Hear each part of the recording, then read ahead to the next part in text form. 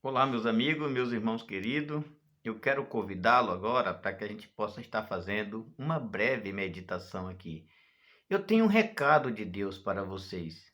Eu tenho certeza que vai ajudá-lo e que vai abençoá-lo. Mas antes nós vamos fazer uma observação na Bíblia Sagrada, que é o nosso manual de instrução e é o nosso manual de fé e prática. Nós vamos ver no livro de Romanos, no capítulo 8, nos versículos do 28 ao 32. Vamos ver o que a palavra de Deus está nos ensinando nesse momento. A palavra fala assim: sabendo isso, que todas as coisas cooperam juntamente para o bem daquele que ama a Deus, daqueles que são chamados segundo o seu propósito. Porque todo quanto antes conheceu, também o predestinou para serem conforme a imagem do seu Filho, a fim de que ele seja o primogênito entre muitos irmãos. E aos que predestinou, a esses também os chamou, e aos que chamou, a esses também justificou, e aos que justificou, a esses também glorificou. Que diremos, pois? Se Deus é por nós, quem será contra nós? Se ele nem mesmo o seu Filho poupou, mas antes o entregou por nós, como não nos dará juntamente com ele todas as coisas? Eu creio que esse versículo bíblico, esse texto que nós lemos aqui, seja a base principal da nossa fé cristã, da nossa caminhada vocacional cristã. Quando a pessoa não conhece esse texto bíblico, ou conhece, mas não conhece o seu verdadeiro significado, eles têm grande dificuldade na sua caminhada espiritual. Porque imagina se quando a gente conhece ainda é difícil, imagina quando nós ignoramos.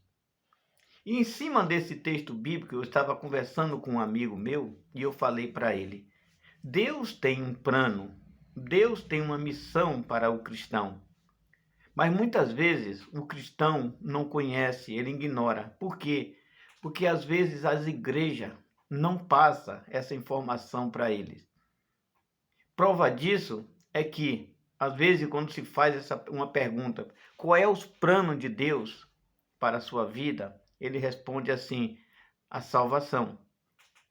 Uma vez eu vi um pastor famoso, ele pregando, e ele falou assim: o último desígnio de Deus para o ser humano é a salvação. Ele coloca o ser humano, a salvação, como o fim. Então, uma vez salvo, acabou, não precisa fazer mais nada. E aí a pessoa fica relaxado, fica acomodado, fica sem padrão, sem princípio, sem lógica.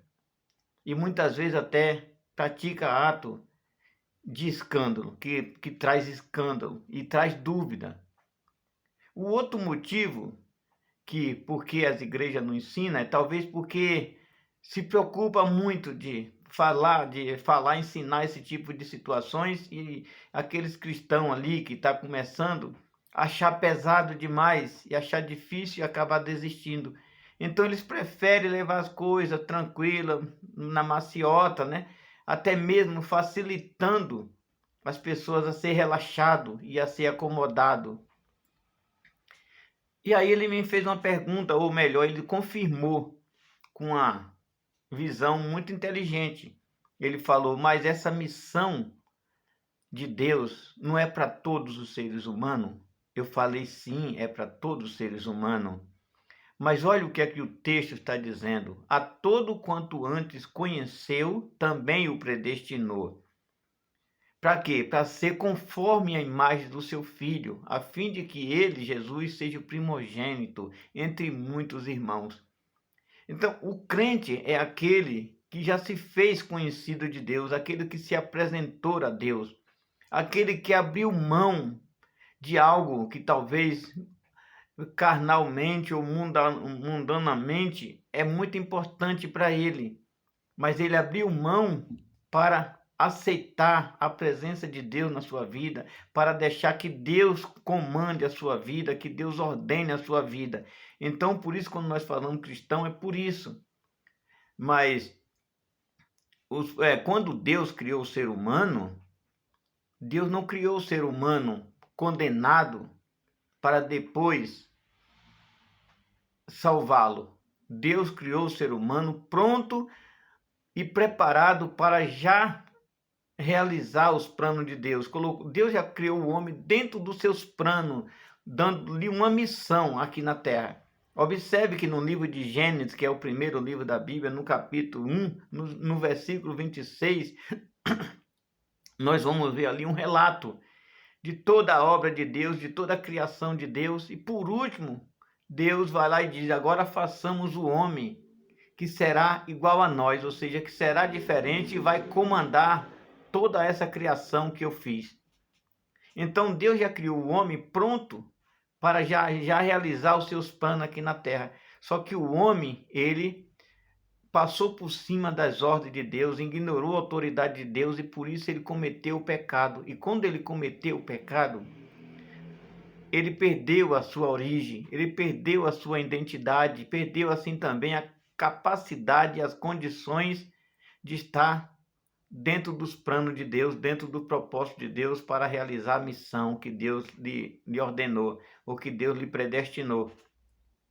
Então, a partir daí, todos os seres humanos que nascem, ele vem exatamente com essa ausência de característica como Adão.